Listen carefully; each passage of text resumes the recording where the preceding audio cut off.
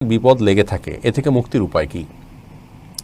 বিপদ থেকে মুক্তির জন্য প্রথম কথা হলো পরিবারের মধ্যে কোনো আল্লাহর নাফরমানি হচ্ছে কিনা, অবাধ্যতা চলছে কিনা, ইভেন কোনো ছবি, কোনো প্রিন্টেড কোনো ছবি, কোনো কার্টুন কাগজে পড়ে আছে কিনা, এগুলো সবগুলো একত্র করে ফেলে দেওয়া উচিত, বাসায় এগুলো রাখা উচিত, কোনো ছবি টাঙিয়ে রাখা উচিত নয়। রহমতের ফেরেশতা আসার পথে যে বাধা আছে সে বাধাগুলো দূর করা উচিত।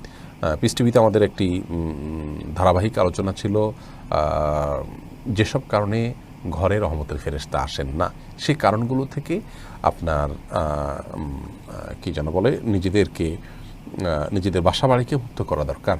তাহলে সেক্ষেত্রে ইনশাআল্লাহ বিদিনা অনেকখানি আমরা রক্ষা পেতে পারবো। সেই সাথে সবাই তাকওয়া অবলম্বন করা উচিত। আর বিপদ আপদ দূরের জন্য কমন যে আমলগুলো আছে, যেমন দুরূদ বেশি বেশি করে পাঠ করা, ইস্তেগফার বেশি বেশি করে পাঠ করা, দোয়া ইউনুস লা ইলাহা ইল্লা আনতা সুবহানাকা ইন্নী কুনতু মিনাজ জালিমিন বেশি পাঠ করা, এগুলো করা উচিত। দান সাদকা যতটুকু সাধ্য আছে ততটুকু করা উচিত। আল্লাহ তাআলা হেফাজত করুন। এরপরেও যদি